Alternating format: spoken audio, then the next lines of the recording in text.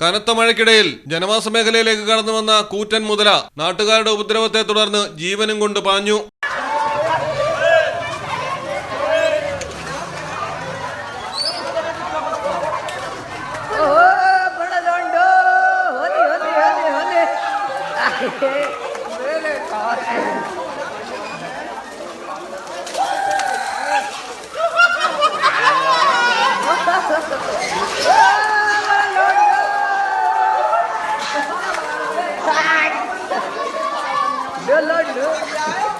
ഉത്തർപ്രദേശിലാണ് സംഭവം. ബിജ്നോറിലെ നങ്കൽ സോട്ടി ഗ്രാമത്തിലാണ് മഴയ്ക്ക് പിന്നാലെ ജനവാസ മേഖലയിലേക്ക് മുതലയെത്തിയത്. വാലിൽ ചവിട്ടിയും കല്ലെറിഞ്ഞുമായിരുന്നു ജനങ്ങൾ മുതലയെ ഓടിച്ചത്. വീടുകൾക്ക് മുന്നിലൂടെ പോകുന്ന ഓടയിൽ അഭയം പ്രാപിച്ച മുതലയെ ഏറെ സമയത്തിനു ശേഷം വനംവകുപ്പ് ഉദ്യോഗസ്ഥരെത്തി പിടികൂടി സുരക്ഷിതമാക്കി. News desk Malayalam television.